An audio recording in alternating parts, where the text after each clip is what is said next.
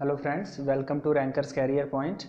आज का हमारा टॉपिक जो है फिलहाल व्हीटस्टोन ब्रिज है। जैसा कि हमने पिछले क्लासेस में TG2 की क्लासेस में हमने आपको कलर कोडिंग ऑफ रेजिस्टेंस बता रखा है। आज की क्लासेस में हम लोग व्हीटस्टोन ब्रिज के ऊपर डिस्कस करने वाले हैं कि एक्चुअली व्हीटस्टोन ब्रिज होता क्या है, कहाँ इसका यूज होता है। तो यहाँ पे देखिएगा, हम लोग डिस्कस करेंगे इसके बारे में। ब्रिज का मतलब होता है एक 4 आर्म्स की सर्किट, मतलब 4 भुजाओं वाली एक सर्किट, एक संरचना। इसको हम लोग ब्रिज का नाम देते हैं। ये बेसिकली किसी भी अननोन रेजिस्टेंस को मेजर करने के लिए यूज किया जाता है। किसी भी अननोन रेजिस्टेंस को मेजर करने के लिए यूज किया जाता है। रेजिस्टेंसेस 3 प्रकार के होते हैं, 3 टाइप्स के होते हैं। आपका लो रेजिस्टेंस होता है, मीडियम होता है और हाई रेजिस्टेंस होता है। तो चूंकि यहाँ पे हमें व्हीटस्टोन ब्रिज की हम बात कर रहे हैं, तो मीडियम रेजिस्टेंस जो आपका है, इसको मेजर करने के लिए हम लोग व्हीटस्टोन ब्रिज का प्रयोग करते हैं। जो आपका व्हीटस्टोन ब्रिज है, ये बेसिकली मीडियम रेजिस्टेंस को मेजर करता है। और लो रेजिस्टेंस जो आपका होता है, इसकी वैल्यू ध्यान रखिएगा, लेस देन 1 ओम होता है। और इसकी वैल्यू 1 ओम से लेकर के 100 तक, और इसकी वैल्यू 100 ओम से मैक्सिमम जितना होगा उसे हम हाई रेजिस्टेंस की कैटेगरी में रखते हैं। लेस देन 1 ओम का मतलब इसको मेजर करने के लिए केल्विन डबल ब्रिज की आवश्यकता होती है। इसको हम लोग डिटेल चर्चा करेंगे मेजरमेंट जब पढ़ेंगे। केल्विन डबल ब्रिज की आवश्यकता होती है। व्हीटस्टोन आपका मीडियम रेजिस्टेंस मेजर करता है। हाई रेजिस्टेंस मेजर करने के लिए loss of charge method use करते हैं, या तो मेगर यूज करते हैं। मेगर वगैरह डिस्कस करेंगे मेजरमेंट में। मेगर यूज करते हैं, loss of charge method use करते हैं। ये दोनों बहुत ही परफेक्ट मेथड होता है कहीं पर भी हाई रेजिस्टेंस मेजर करने के लिए। जो आपके लो रेजिस्टेंसेस होते हैं, ये बेसिकली लो रेजिस्टेंस की जब हम बात करते हैं तो ये ज़्यादातर हमें इलेक्ट्रॉनिक डिवाइस में देखने को मिलता है। मीडियम रेजिस्टेंस जो आपका होता है, ये आपका जो आपका लो रेजिस्टेंस है, इलेक्ट्रॉनिक्स डिवाइस में हो गए। और ज़्यादातर मशीन की वाइंडिंग का जो रेजिस्टेंस होता है वो लो रेजिस्टेंस की कैटेगरी में आता है। और मीडियम में भी मीडियम रेजिस्टेंस जो है, ये आपका इलेक्ट्रॉनिक्स डिवाइस में देखने को मिलता है बहुत अच्छे से। इलेक्ट्रॉनिक डिवाइस जो होता है वहाँ पे आपको मीडियम रेजिस्टेंस देखने को मिलेगा। हाई रेजिस्टेंस जहाँ पर भी, चाहे कोई मशीन हो, मोटर, जनरेटर, ट्रांसफार्मर, किसी भी तरीके का मशीन हो, वहाँ इंसुलेशन के लिए इसका प्रयोग किया जाता है। जहाँ इंसुलेशन होता है, जैसे केबल का इंसुलेशन, उसका जो रेजिस्टेंस होता है वो हमारा हाई रेजिस्टेंस की कैटेगरी में आता है। तो बेसिकली हम यहाँ पे व्हीटस्टोन ब्रिज की बात कर रहे हैं। तो व्हीटस्टोन ब्रिज में आप देखिएगा ध्यान से, व्हीटस्टोन ब्रिज एक्चुअली है क्या। यहाँ पे आपके पास व्हीटस्टोन ब्रिज में 4 आर्म्स हैं, PQRS। ये हमारे रेशियो आर्म्स होते हैं। 2 कंडीशन होता है, बैलेंस और अनबैलेंस कंडीशन। चूंकि इस पे बेसिक न्यूमेरिकल आता है, इसलिए मैं इसको बता रहा हूँ। बैलेंस कंडीशन की हम लोग चर्चा करेंगे। जब ये बैलेंस होगा ब्रिज, उस टाइम पे क्या सीन होगा इसका। देखिए, बैलेंस कंडीशन की, बैलेंस अवस्था की अगर हम बात करें, तो ब्रिज की जो बैलेंस अवस्था है उसमें ध्यान रखिएगा, इसमें जो फ्लो होने वाली करंट होती है IG, गैल्वेनोमीटर में जो जाने वाली धारा होती है वो हमारी क्या होती है, 0 होती है। IG का मान 0 होता है। पहली चीज, यहाँ पे जो पोटेंशियल होगा VA बराबर VB होगा, मतलब इन दोनों पॉइंट का पोटेंशियल डिफरेंस क्या हो जाएगा, बराबर हो जाएगा। और दूसरी चीज, आमने सामने की भुजाओं का गुणनफल बराबर हो जाएगा। मतलब जो रेजिस्टेंस है PQ आपका जो है, PS is equal to RQ, मतलब P बाई Q आप कह सकते हैं is equal to R by S। यहां से आपको जो रेजिस्टेंस का ये फॉर्मूला मिला, ये बहुत ही इंपॉर्टेंट फॉर्मूला है, P by Q is equal to R by S। तो हमें व्हीटस्टोन ब्रिज में बेसिक कुछ इतनी बातें याद रखनी है कि आपका जो रेजिस्टेंस है उसको हम कैसे मेजर करेंगे। यहाँ पे PQ रेशियो आर्म है, S आपका एक स्टैंडर्ड रेजिस्टेंस है, R आपका एक अननोन रेजिस्टेंस हो सकता है, और R की वैल्यू हमें फाइंड आउट करना है। तो देखिए, R इज इक्वल टू क्या हो जाएगा, PQ इंटू S। सॉरी, यहाँ पे आपके पास ये एक इंपॉर्टेंट फॉर्मूला है, ठीक है। यहाँ पे ये क्या है, एक इंपॉर्टेंट फॉर्मूला है, इससे आप कैलकुलेट कर सकते हैं। अब देखिए इस पर न्यूमेरिकल आता है छोटा छोटा। न्यूमेरिकल क्या आता है, कहीं पे अगर न्यूमेरिकल की हम बात करें तो कैसे न्यूमेरिकल आता है,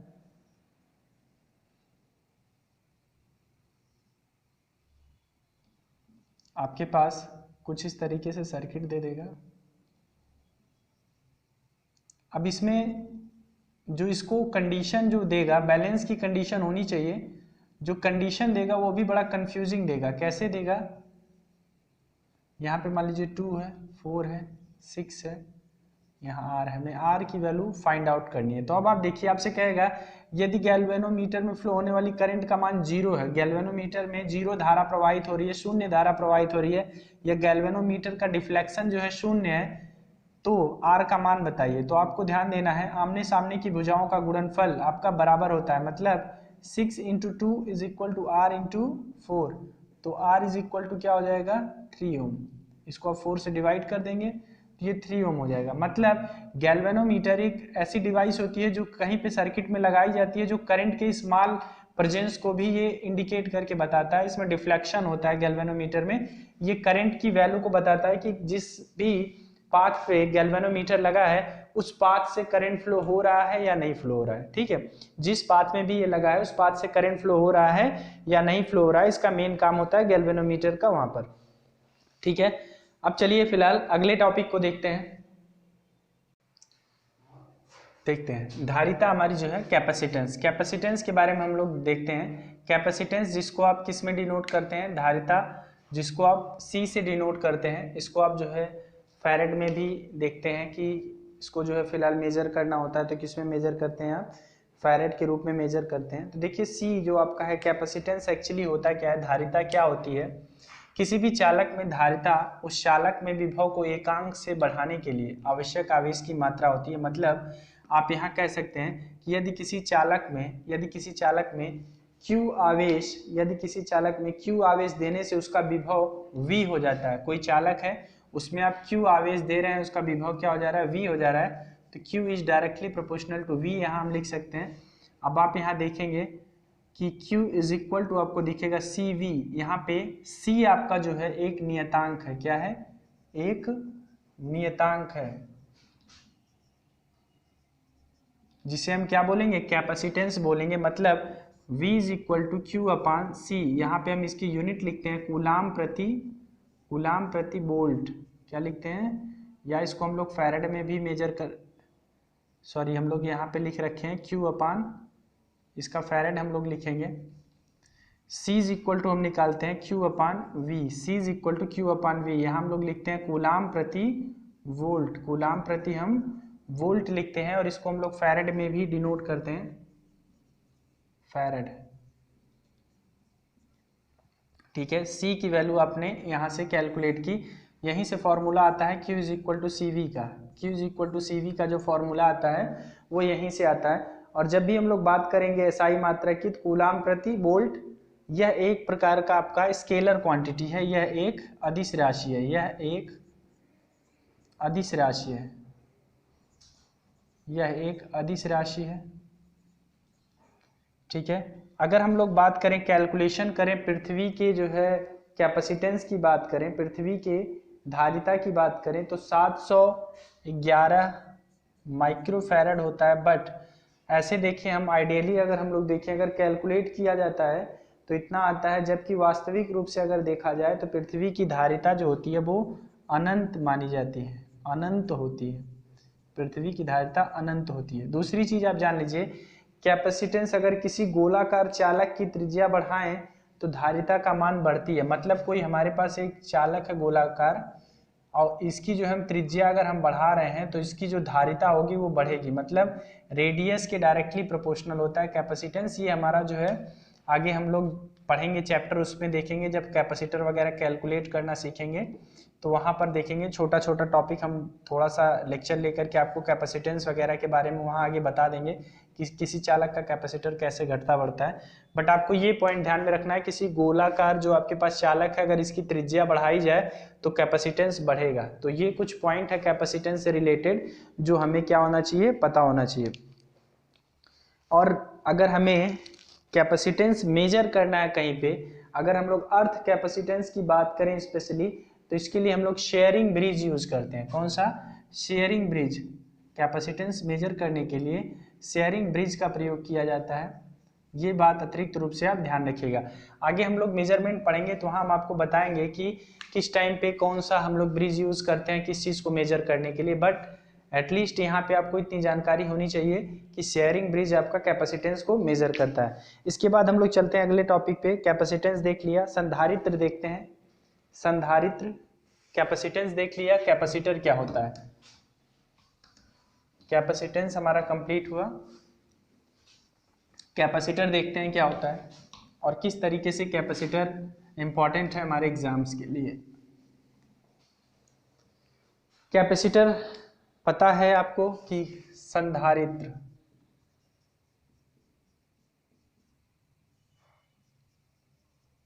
कैपेसिटर सबको पता है कि कैपेसिटर ऊर्जा संचित करने वाली एक युक्ति है।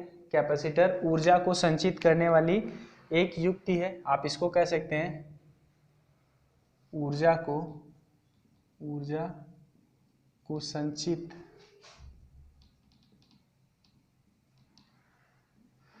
करने वाली युक्ति है। ठीक है, यह आवेश के रूप में ऊर्जा को संचित करता है। यह आवेश के रूप में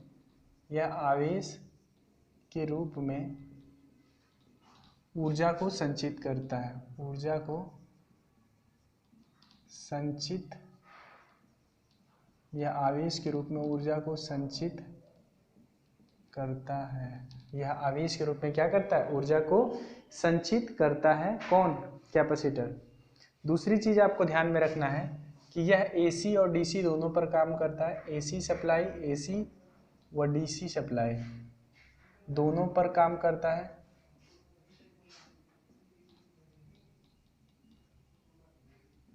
अभी आप इसकी जब रिएक्टेंस की बात करेंगे तब आप देखेंगे कि एक सप्लाई का ये विरोध करेगा, तो उसके बारे में हम लोग आगे चर्चा करेंगे।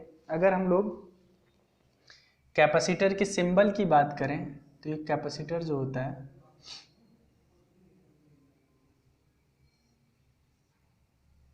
अगर एक कैपेसिटर की बात करें तो ये बेसिकली हमने आपके पास 3 सिंबल बनाया। इसमें कौन सा कैपेसिटर कौन है, ये आपका प्लस टर्मिनल होता है। इनमें से डिपेंड करता है कौन टर्मिनल है। तो ये आपका होता है फिक्स्ड कैपेसिटर, मतलब स्थिर संधारित्र। स्थिर संधारित्र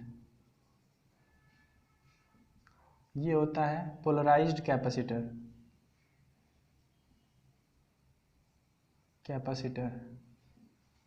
और ये होता है वेरिएबल कैपेसिटर। ये आपके डिफरेंट टाइप के कैपेसिटर हैं। अब कैपेसिटर की अगर हम लोग बात करें तो कैपेसिटर का अगर हमें कैपेसिटेंस निकालना है कहीं से, तो ध्यान दीजिएगा, जब भी हम कैपेसिटर की कैपेसिटेंस की बात करते हैं तो आप जो C is equal to formula पढ़ते हैं एप्सिलॉन A बाई D का, वो समांतर प्लेट कैपेसिटर के लिए होता है। तो उस पे आने से पहले हम लोग ये जान लें कि एक जो कैपेसिटर होता है, एक कैपेसिटर, इसके क्रॉस अगर हम लोग, एक पॉइंट तो आपका क्लियर हो गया कि कैपेसिटर ऊर्जा को संचित करता है, आवेश के फॉर्म में संचित करता है। और अगर हम लोग देखें कि Q के क्रॉस जो फ्लो होने वाली करंट है, जो वोल्टेज होगा और जो एनर्जी संचित होगा वो कितना होगा, तो एनर्जी इसकी जो होती है इसके द्वारा संचित हाफ CV² होता है, पहली बात। दूसरी चीज, इसमें जो धारा होती है वो आपका I इज इक्वल टू होता है CdV/dt। मतलब अगर इसके क्रॉस का वोल्टेज हमें पता है तो इसमें फ्लो होने वाली करंट ये होगी। और अगर हम इसके करंट की बात करें, वोल्टेज की बात करें इसके, तो इसके क्रॉस जो वोल्टेज होता है 1/c integration of I dt होता है। ये आपका स्टोर एनर्जी है। पहला स्टोर एनर्जी मतलब संचित ऊर्जा, दूसरा करंट थ्रू द कैपेसिटर, और तीसरा करंट अक्रॉस द वोल्टेज, मतलब इसके जो आपका कैपेसिटर है इसके क्रॉस का वोल्टेज है V is equal to 1/c integration of I dt। ये 3-4 बातें आपको जो है कैपेसिटर से रिलेटेड जाननी होगी। तीसरी बात आप ये जान लीजिए कि एक जो कैपेसिटर होता है, कैपेसिटर ये सडन चेंज इन वोल्टेज का अपोज करता है। सडन चेंज इन वोल्टेज मतलब अगर कहीं पे वोल्टेज में अचानक से परिवर्तन हो रहा है तो उस चीज का अपोज करता है हमारा कैपेसिटर।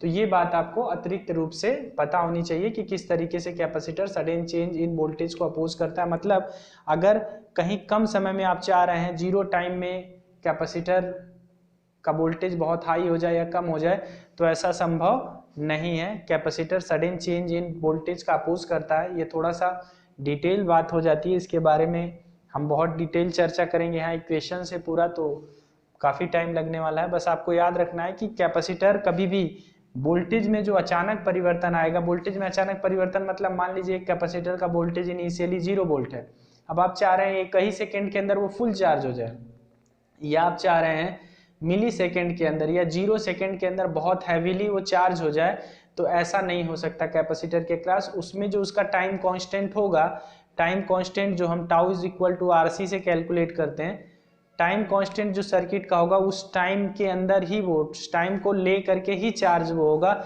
ना कि आप ये कहें कि 0 सेकेंड में जो है चार्ज हो जाए, तो ऐसा संभव नहीं है। तो यहाँ पे इसीलिए बोला जाता है कि जो आपका संधारित्र है, संधारित्र जो आपका है ये सडन चेंज इन वोल्टेज का क्या करता है, अपोज करता है। तो इतनी बात हमें पता होनी चाहिए।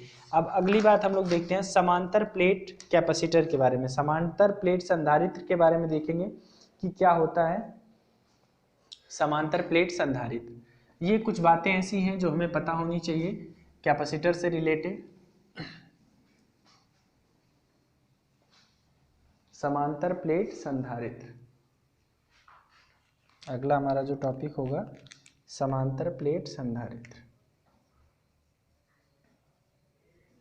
समांतर प्लेट संधारित्र।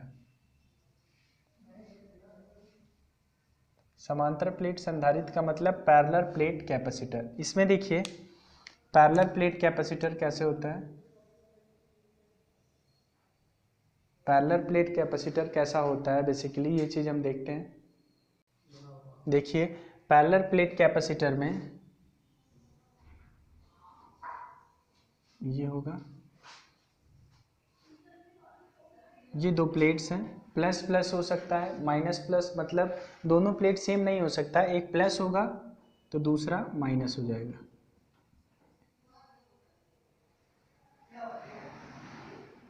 ये देखिए, ठीक है, ये प्लेट का जो है फिलहाल, और इसके बीच में ये दो आपके जो है ये जो दोनों प्लेट दिख रहे हैं इसके बीच में यहाँ पे डाइलेक्ट्रिक मटेरियल होता है। यहाँ पे क्या होता है, डाइलेक्ट्रिक मटेरियल होता है, जिसको हम लोग परावैद्युतांक पदार्थ कहते हैं। क्या कहते हैं, परावैद्युतांक पदार्थ कहते हैं। ये आपके दोनों चालक प्लेट होते हैं, कंडक्टिंग प्लेट होते हैं। क्या होते हैं, कंडक्टिंग प्लेट, ठीक है। ये आपका होता है परावैद्युतांक पदार्थ, परावैद्युतांक पदार्थ, ठीक है। तो ये आपको पता होना चाहिए, ये आपका प्लेट, यहाँ से सप्लाई वोल्टेज है।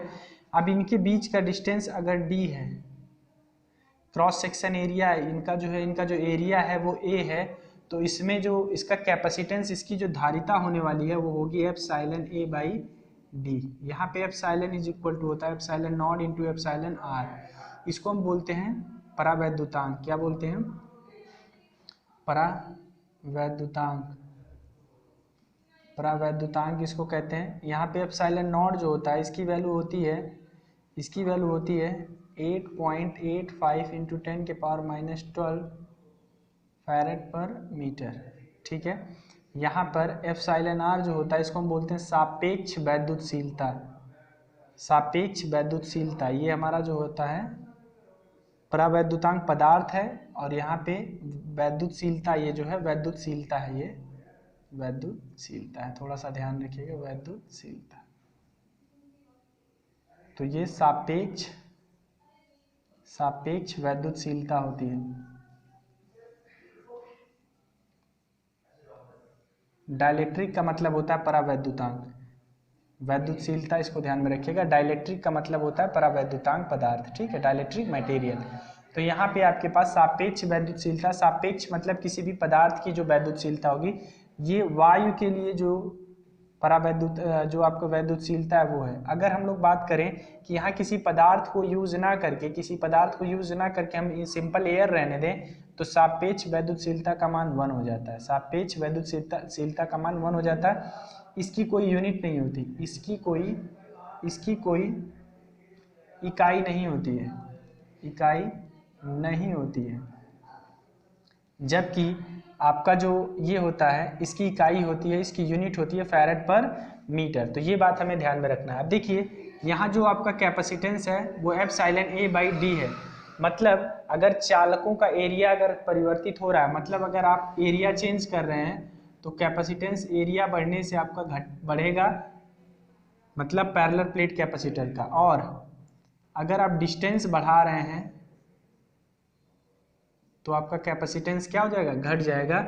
जो धारिता होगी संधारित्र का, समांतर प्लेट संधारित्र की जो धारिता होगी वो डिस्टेंस बढ़ाने से घटेगा और डिस्टेंस घटाने से क्या होगा, बढ़ेगा। मतलब इन्वर्सली रिलेशन आपको देखने को मिल रहा है, इन्वर्सली रिलेशन देखने को मिल रहा है। मतलब यहाँ ए क्या है, ए आपका यहाँ पे है सतहों का क्षेत्रफल, संधारित्र के सतहों का क्षेत्रफल है।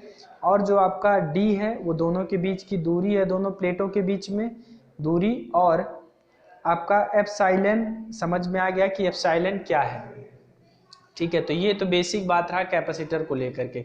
एक कैपेसिटर से संबंधित इतनी सारी बातें हमें क्लियर होनी चाहिए। और अगर हम बात करें एसी में जब पहुंचेंगे तो हम आपको जब pure R, pure L, pure C circuit बताएंगे, क्योंकि हम यहाँ अभी कैपेसिटर, इंडक्टर सब अलग अलग सबको समझा दे रहे हैं, ताकि जब हम अगले चैप्टर में आगे जब पहुंचेंगे एसी पढ़ेंगे तो वहाँ पे प्योर एल, प्योर सी, प्योर रेजिस्टेंस मतलब शुद्ध प्रतिरोधी, ये जो सर्किट्स हैं जब इनके बारे में हम डिस्कस करेंगे तो वहाँ पे इनका प्रतिघात वगैरह निकालना हम आपको बताएंगे, कैसे आप प्रतिघात निकालते हैं, कैसे उसको आप कैलकुलेट करेंगे। तो ये सारी बातें हम लोग आगे की क्लास में करेंगे, तो इसके लिए कंफ्यूज बिल्कुल मत होइएगा। अब देखिए अगर हम लोग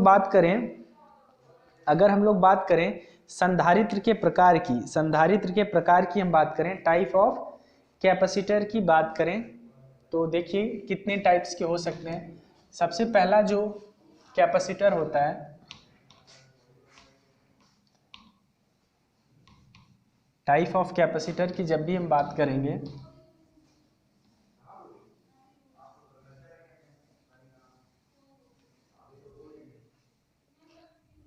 हम बात करेंगे टाइप ऑफ कैपेसिटर की, टाइप ऑफ कैपेसिटर मतलब संधारित्र के प्रकार, संधारित्र के प्रकार।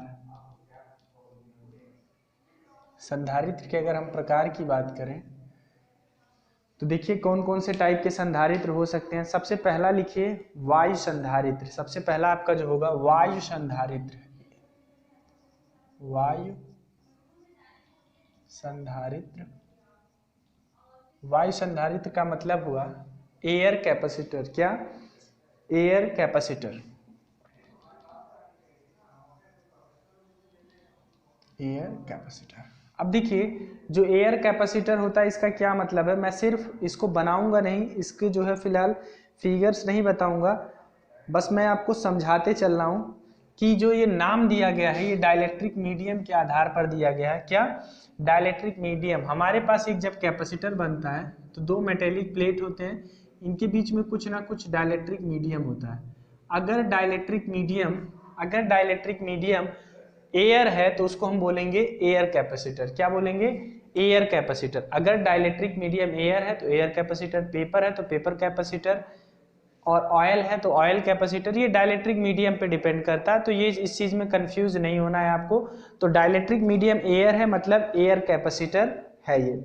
इसका उपयोग जो होता है 100 वोल्ट से लेकर के, इसका उपयोग 100 वोल्ट से लेकर के 3000 वोल्ट तक होता है। इसका उपयोग 100 वोल्ट से लेकर के 3000 वोल्ट तक होता है।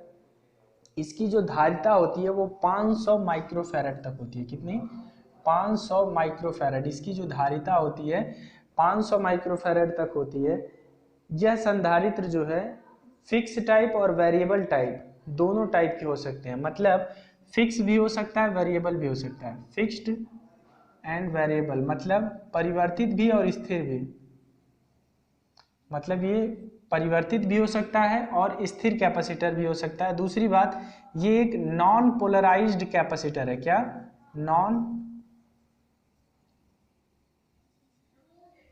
नॉन पोलराइज्ड कैपेसिटर है, non polarised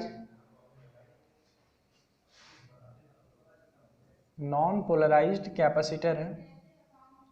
non polarised capacitor का मतलब क्या होगा? नॉन पोलराइज्ड कैपेसिटर जो होते हैं उनका यूज सिर्फ और सिर्फ हम एसी पे करते हैं, और जो पोलराइज्ड कैपेसिटर होते हैं वो AC as well as DC दोनों पर यूज होता है। तो ये बात आप अतिरिक्त रूप से ध्यान रखिएगा, ये एक प्रकार का नॉन पोलराइज्ड कैपेसिटर है। अगला देखते हैं, अगला हमारा कागज संधारित्र मतलब पेपर। अगला हमारा है कागज संधारित्र मीन्स पेपर, ये है कागज।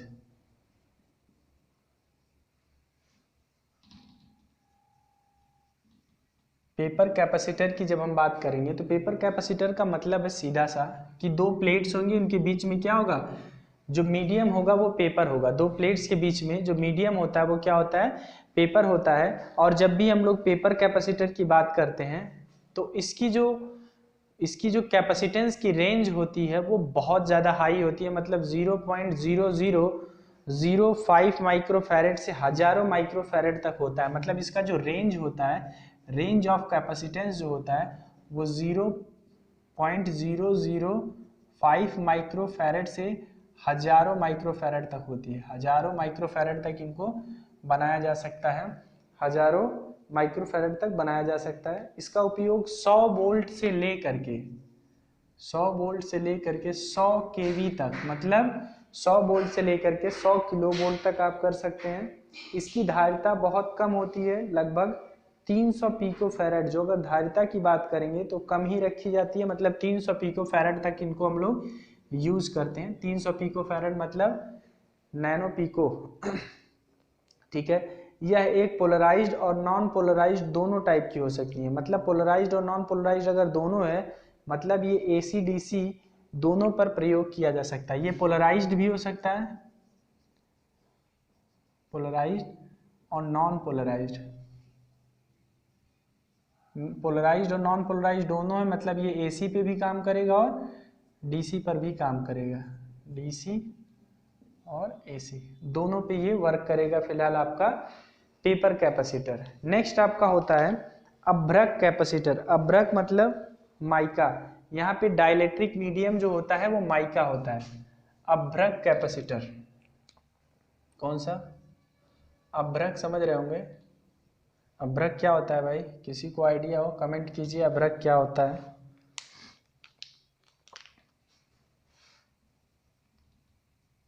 माइका एक इंसुलेशन होता है। अभ्रक कहाँ लगता है? निचला सतह होता है प्रेस का, उसके बीच में आप अभ्रक लगाते हैं, अभ्रक की पतली पन्नी लगाते हैं माइका की। ये हीट को ट्रांसफर, हीट का सुचालक होता है, मतलब ऊष्मा का सुचालक होता है, लेकिन वैद्युत का कुचालक होता है। इसीलिए इसका प्रयोग ज्यादातर स्त्री या प्रेस जिसको आप बोलते हैं उसमें किया जाता है। ठीक है, अभ्रक का। तो इसमें डाइलेक्ट्रिक मीडियम क्या होगा? अभ्रक होगा। और इसका जो रेंज होता है ये 5 माइक्रोफैरेड से 10,000 माइक्रोफैरेड होता है। रेंज मतलब परास। इसका जो रेंज होगा 5 माइक्रोफैरेड से लेकर के 10,000 माइक्रोफैरेड तक होता है। 10,000 माइक्रोफैरेड तक होता है इनका रेंज। ये 100 वोल्ट से 100 केवी नहीं, इनका जो है फिलहाल ये सिल्वर माइका कैपेसिटर भी कहलाते हैं। इनका सामान्यतः जो वोल्टेज लेवल होता है वो 100 वोल्ट से 500 वोल्ट तक एसी पे काम करते हैं। 100 वोल्ट से 500 वोल्ट, 100 वोल्ट से 500 वोल्ट एसी पर ये काम करते हैं। एसी पे काम करते हैं मतलब आप समझ गए होंगे कि बस करो ये नॉन पोलराइज्ड कैपेसिटर है। और अगर कैपेसिटेंस की वैल्यू देखें तो या तो पिकोफैरेड में कैपेसिटेंस की वैल्यू रखी जाती है या तो फिलहाल माइक्रोफैरेड में। दूसरी चीज जो इसका प्रयोग अधिकतम जो किया जाता है वो रेडियो सर्किट में करते हैं, जहां पर स्थिर मान के लिए कंडेंसर की जरूरत होती है। मतलब रेडियो में रेडियो में इनका प्रयोग किया जाता है, जहाँ पे फिक्स वैल्यू ऑफ कैपेसिटर चाहिए होता है। फिक्स्ड मतलब स्थिर मान का capacitor, mix fix value of capacitor चाहिए होता है, ऐसी जगहों पे हम लोग इनका प्रयोग करते हैं। तो ये तो बात हो गई अभ्रक संधारित्र की, अभ्रक संधारित्र की। तो मेरे हिसाब से ये चीज़ें आपको समझ में आ रही होंगी। इसके बाद है आपका नेक्स्ट सिरामिक संधारित्र। सिरामिक आपने देखा होगा, ये भी एक बड़ा इंपॉर्टेंट मटेरियल है इलेक्ट्रिकल इंजीनियरिंग का। सिरामिक, सिरामिक का ग्लास बनता है और क्या क्या बनता है भाई, सिरामिक भी एक तरीके का क्या है, इंसुलेटर ही है। सिरामिक क्या है भाई, इंसुलेटर, इतना तो पता होना चाहिए ना। सिरामिक कैपेसिटर, अगर इतना नहीं मालूम है तो फिर बेकार है। एटलीस्ट आपको इतना तो पता होना चाहिए कि कौन सा किस तरीके का मटेरियल है। ये छोटी छोटी बातें तो आपको मालूम होनी चाहिए, इतना आइडिया होनी चाहिए कि फिलहाल क्या कैपेसिटर है, कहाँ पे क्या है, ठीक है। तो अगर हम बात कर रहे हैं, अगर हम लोग बात कर रहे हैं कि सिरेमिक कैपेसिटर की, तो सिरेमिक कैपेसिटर का मतलब यहाँ पे जो डाइलेक्ट्रिक मीडियम जो आपका होता है, वहाँ पे सिरेमिक आपने चपटे कलर का देखा होगा, सिरेमिक कैपेसिटर का जो सिंबल होता है, ये चीज़ मैं यहाँ पे बनाना चाहता तो बना भी सकता था। आपको कुछ इस तरीके से सिरेमिक देखने को मिलता है, यहाँ दो तार निकला होता है, आप किसी भी इलेक्ट्रॉनिक सर्किट को खोलते हैं तो इस तरीके से दिख जाता है। तो हम लोग सब बना सकते हैं, बट हमें सिंबल पे ज़्यादा फोकस नहीं करना, आप सीधे कंटेंट पे ध्यान दो, एग्जाम्स आपके पास हैं तो ज़्यादा इंपॉर्टेंट ये है। सिरेमिक कैपेसिटर में, इसमें सिरेमिक डाइलेक्ट्रिक मीडियम के रूप में यूज होता है। ये बहुत कम वोल्टेज, मतलब 300 वोल्टेज, 3000 वोल्ट तक ही सिर्फ काम करते हैं। 3000 वोल्ट तक इनका प्रयोग किया जाता है, मतलब 3000 वोल्ट तक, 3 kV तक आप कह सकते हैं कार्य करते हैं। इनका जो कैपेसिटेंस होता है वो फिक्स होता है, मतलब फिक्स कैपेसिटेंस होता है। कैसा? फिक्स्ड कैपेसिटेंस होता है। इनका जो कैपेसिटेंस होता है वो क्या होता है, फिक्स होता है। अगर इनके रेंज की बात करें तो 3 पिकोफैरेड से लेकर के, कितना, 3 पिकोफैरेड से लेकर के 2 माइक्रोफैरेड तक होता है। रेंज इनका 3 पिकोफैरेड से लेकर के 2 माइक्रोफैरेड तक होता है। इनका उपयोग मॉडर्न इलेक्ट्रॉनिक सर्किट जो है, जैसे टीवी, रेडियो, इन सब में यूज करते हैं। इनका प्रयोग एसी और डीसी दोनों पर होता है, एसी व डीसी दोनों पे आप इनका प्रयोग कर सकते हैं, एसी और डीसी दोनों पर होता है। इसका जो कैपेसिटेंस वैल्यू होता है वो लो पावर फैक्टर, लो पिकोफैरेड से लो माइक्रोफैरेड के बीच में होता है, मतलब पिकोफैरेड से माइक्रोफैरेड के बीच में होता है। नेक्स्ट आप इसके बाद लास्ट जो है कैपेसिटर, लास्ट कैपेसिटर जो बहुत पॉपुलर है, उसके बारे में आप अच्छे से जानते हैं, जिसे आप क्या बोलते हैं, इलेक्ट्रोलाइटिक कैपेसिटर, जिसमें पैराफिन, मोम वगैरह आप लोग जो है रखते हैं। इलेक्ट्रोलाइटिक, एक इलेक्ट्रोलाइटिक पदार्थ बीच में भरा जाता है, तो उसके बारे में हम लोग देख लेते हैं कि क्या होता है इलेक्ट्रोलाइटिक कैपेसिटर, इलेक्ट्रोलाइटिक संधारित्र। तो मेरे हिसाब से ये बात आपको समझ में आ रही है कि क्या संधारित्र है, कितने टाइप्स के होते हैं, इनके वोल्टेजेस क्या क्या होते हैं, ये थोड़ा सा आइडिया आपको होना चाहिए। इलेक्ट्रोलाइटिक कैपेसिटर, इलेक्ट्रोलाइटिक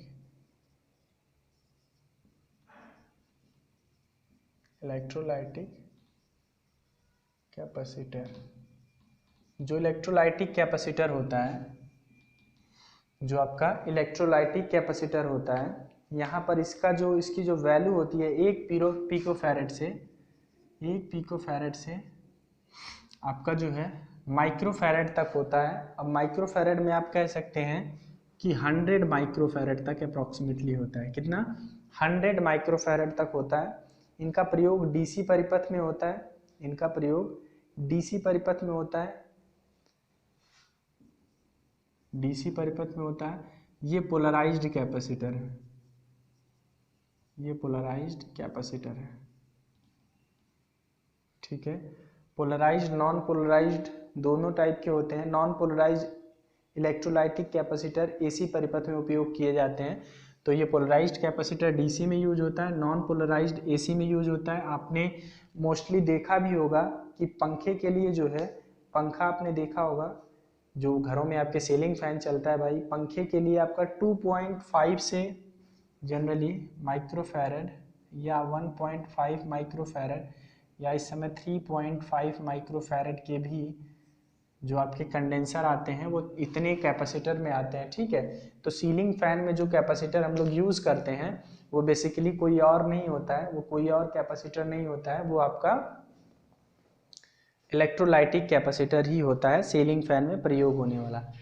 अब यहाँ तक तो बात हो गई कैपेसिटर की, तो आगे हम लोग देख लेते हैं, कैपेसिटर की बात हो गई, आगे हम लोग देख लेते हैं कनेक्शन जो आपके, अगर हम बात करें कॉम्बिनेशन ऑफ कैपेसिटर, जिस तरीके से रेजिस्टेंस का हमने देखा था वैसे ही कॉम्बिनेशन ऑफ कैपेसिटर का देख लेते हैं।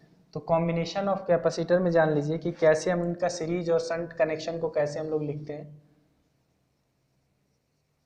कॉम्बिनेशन ऑफ कैपेसिटर मतलब संधारित्र का समूहन, संधारित्र का समूहन मतलब कैसे इनका संयोजन करेंगे, समूहन या संयोजन। तो सबसे पहला हम लोग श्रेणी संयोजन देख लें। श्रेणी संयोजन, श्रेणी संयोजन में कई कैपेसिटर एक साथ लगे होंगे, इनके क्रॉस अलग अलग वोल्टेजेस होंगे, इनका C इक्विवेलेंट हमें निकालना होगा, यहाँ C1 होगा, यहाँ C2 होगा, यहाँ C3 होगा। अगर यहाँ कोई एक इक्विवेलेंट वोल्टेज V दिया जाए, है ना, तो यहाँ का वोल्टेज V1, V2 और V3 होगा। तो हम यहाँ लिख सकते हैं क्या, V is equal to V1 plus V2 plus V3। मतलब सीरीज में वोल्टेज अलग अलग होता है तो सबका वोल्टेज V1, V2, V3 होगा। अगर हम इन तीनों को जोड़ें तो हमारा जो लगाया गया वोल्टेज है उसके बराबर हो जाएगा, ये सप्लाई वोल्टेज है। सीरीज कनेक्शन की कंडीशन में हम देख रहे हैं, श्रेणी कनेक्शन में, ठीक है। तो आप देखिए अगर सीरीज कनेक्शन में ऐसा दिख रहा है आपको, तो आपने अभी पढ़ा है Q इज इक्वल टू क्या होता है, CV, तो V is equal to Q upon V। अब देखिए चूंकि सीरीज में है तो सब में करंट सेम होगी, सब में करंट सेम होगी मतलब चार्ज आपका सेम होगा, जो चार्ज इसमें फ्लो होगा वो सब में सेम होगा। तो आप यहाँ लिखेंगे total charge upon C equivalent, total मतलब total voltage is equal to charge upon total capacitance.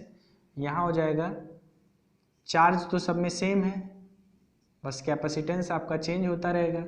Charge आपका सेम है तो कैपेसिटेंस चेंज होता रहेगा। अब देखिए इसमें से आप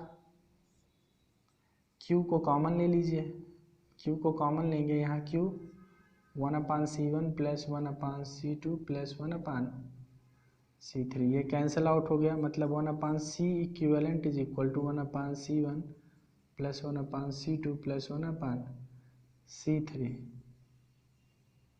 ये हमारा एक इम्पॉर्टेंट रिलेशन यहाँ पे देखने को मिल रहा है। एक हमारा क्या है, इम्पॉर्टेंट रिलेशन।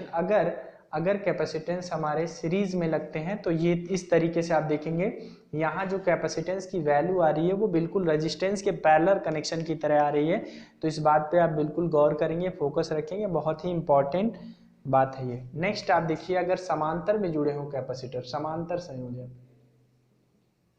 समांतर संयोजन की अगर हम लोग बात करें, समांतर संयोजन की अगर हम बात करें तो हमारे पास देखिए 3 कैपेसिटर होगा, हम तीनों को समांतर में जोड़ते हैं।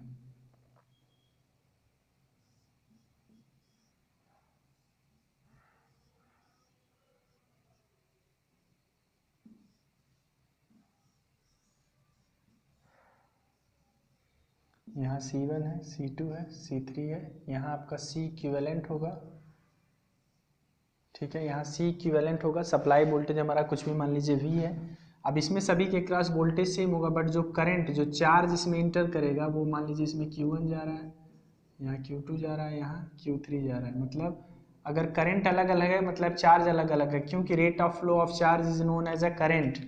तो आप यहाँ कहेंगे Q is equal to Q1 plus Q2 plus Q3। तो यहाँ आप लिखेंगे C इक्विवेलेंट V, वोल्टेज सब में सेम है, पैरेलल में वोल्टेज सेम होता है। अगर आपको ये बात समझ में नहीं आ रही है तो आप सबसे पहले क्या करिए, हमारा जाइए और series parallel combination of resistance वाला वीडियो देखिए। आप उसको देखेंगे तो ये बात ज़्यादा अच्छे से समझ में आएगी कि हाँ सर सीरीज पैरेलल कैसे कर रहे हैं। मैंने वहाँ पे डिटेल में बताया है कि अगर कभी भी कंपोनेंट सीरीज में लगे हैं तो सबके क्रॉस जो ड्रॉप वोल्टेज होता है वो अलग अलग होता है, और अगर कभी भी पैरेलल में लगे हुए हैं तो सबके क्रॉस जो फ्लो होने वाली करंट होती है वो अलग अलग होती है। तो आपको जो है सबसे पहले जा करके वो वीडियो देखना चाहिए। तो C इक्विवेलेंट V, यहाँ पे C1 V C2V plus C3V, तो V से V कैंसिल आउट हो जाएगा, V कॉमन ले लेंगे तो C इक्विवेलेंट V, यहाँ हमने V हमने कॉमन ले लिया, बचा क्या C1 plus C2 plus C3, तो ये V से V कैंसिल हो गया, तो C equivalent is equal to C1 plus C2 plus C3। ये आपका एक इक्विवेलेंट कैपेसिटेंस का फॉर्मूला आ गया, दैट इज़ वेरी इंपॉर्टेंट। आप इसको भी ध्यान में रखेंगे, इसको भी आप ध्यान में रखेंगे। मतलब जब भी 2 कैपेसिटर, 3 कैपेसिटर, 4 कैपेसिटर सीरीज में लगे हैं तो वो रजिस्टेंस के पैरेलल की भांति बिहेव करता है, और अगर समांतर में लगे हैं तो वो रजिस्टेंस के सीरीज की भांति बिहेव करता है। ये आपको ध्यान में रखना है। मतलब ये बिल्कुल उल्टा इनका कनेक्शन हो रहा है, इनका जो कॉम्बिनेशन हो रहा है वो बिल्कुल उल्टा हो रहा है अगर हम लोग तुलना करें किससे, प्रतिरोध से। ठीक है, इंडक्टर जब प्रेरक की बात करेंगे तो प्रेरकत्व और जो आपका रेजिस्टेंस होता है प्रतिरोध, ये दोनों बिल्कुल एक जैसे होते हैं जुड़ने और सीरीज और समांतर में जो इनका इक्विवेलेंट आता है। लेकिन कैपेसिटर जस्ट दोनों का उल्टा होता है, तो इतनी बात आपको इसमें ध्यान रखनी है कैपेसिटर को लेकर के। तो ये कैपेसिटर का सीरीज और समांतर कनेक्शन हो गया। अब अगर बात करें कि कैपेसिटेंस का प्रयोग कहाँ, कैपेसिटर का प्रयोग होता कहाँ कहाँ पे है, तो मैं थोड़ी देर के लिए आपको बताऊं। तो कैपेसिटर का प्रयोग हम लोग देख लेते हैं। संपूर्ण कैपेसिटर हमारा इसी में खत्म हो जाना चाहिए, हमें अच्छे से क्लियर कर लेना है प्रयोग कहाँ कहाँ होता है कैपेसिटर में। तो कैपेसिटर का प्रयोग मोटर की स्टार्टिंग में करते हैं। अगर हम लोग बात करें कैपेसिटर का, अगर हम प्रयोग बात करें इसकी, यूज ऑफ कैपेसिटर, संधारित्र का प्रयोग, संधारित्र का प्रयोग, संधारित्र का प्रयोग कहाँ होता है। पहली चीज तो आप ये जान लो कि जो आपके घरों में फैन यूज हो रहा है, आपके घरों में जो ट्यूब लाइट यूज होता है, जो आपका कैपेसिटर उसमें यूज होता है, जो ट्यूब लाइट, जो आपके रोड लाइट वगैरह अगर आपने शादियों में देखा होगा तो 2 तार को ऐसे शॉर्ट करा करके ट्यूब लाइट को ऑन किया जाता है, तो वहाँ पर भी स्टार्टर यूज किया जाता है जिसमें कैपेसिटर यूज होता है। ठीक है, तो यहाँ पे स्टार्टिंग वाइंडिंग वगैरह में जब हम लोग बात करते हैं सिंगल फेज इंडक्शन मोटर की, जब हम बात करते हैं इंडक्शन मोटर, तो वहाँ पे स्टार्टर के रूप में यूज़ किया जाता है। सीलिंग फैन जो आपका, वो भी सिंगल फेज इंडक्शन मोटर होता है। फैन की बात हो गई सिंगल फेज इंडक्शन मोटर में। और आपका ये ट्यूब जो आपका रॉड होता है, जो ट्यूब होता है, ट्यूब लाइट, उसमें बेसिकली इनका यूज़ किया जाता है। फ्लोरोसेंट ट्यूब में यूज़ करते हैं, फ्लोरोसेंट ट्यूब में यूज़ करते हैं, फ्लोरोसेंट ट्यूब में यूज़ करते हैं इसका। और जो आपका सीलिंग फैन या टेबल फैन होता है उसमें होता ही होता है। और सप्लाई लाइन के पैरेलल में इसका प्रयोग करते हैं पावर फैक्टर के इम्प्रूवमेंट के लिए। मतलब ये पावर फैक्टर इम्प्रूवमेंट के लिए यूज होता है, पावर फैक्टर इम्प्रूवमेंट में, मतलब पावर फैक्टर को बढ़ाने में इनका प्रयोग किया जाता है। कंडेंसर का प्रयोग हम लोग कंडेंसर के टर्म में करते हैं। ठीक है, रेगुलेशन, लाइन का रेगुलेशन सही करने के लिए। फैक्ट्रियों में अगर हम बात करें तो संपूर्ण जो आपका जो होता है इलेक्ट्रिक लोड होता है उसके पावर फैक्टर को जो है करेक्ट करने के लिए, तो इसका प्रयोग पावर फैक्टर इम्प्रूवमेंट या पावर फैक्टर करेक्शन में किया जाता है। सिंगल फेज इंडक्शन मोटर में स्टार्टर के तौर पे किया जाता है। जब ऑक्सिलरी वाइंडिंग जो होती है तो ऑक्सिलरी वाइंडिंग में आपका फेज स्प्लिटिंग कैपेसिटर का यूज़ किया जाता है, 2 वैल्यू कैपेसिटर का यूज़ किया जाता है। वहाँ आएंगे हम इंडक्शन मशीन में तो और डिटेल चर्चा करेंगे, बट आपको इतना नाम पता होना चाहिए कि हम बेसिकली यूज़ कहाँ कर रहे हैं कैपेसिटर का। तो इस वीडियो में आपने देखा कि कैपेसिटर के बारे में संपूर्ण जितनी जानकारी हो सकती थी उतनी हमने ली। और कैपेसिटर से रिलेटेड जो कैपेसिटिव रिएक्टेंस, ये सब सारी बातें हैं, ये जब हम लोग एसी की बात करेंगे, जब एसी सप्लाई पढ़ेंगे तो वहाँ पे उसके बारे में हम लोग चर्चा करेंगे। तो फिलहाल आज की इस वीडियो में इतना ही, फिर मिलते हैं अगले वीडियो में। Thank you so much.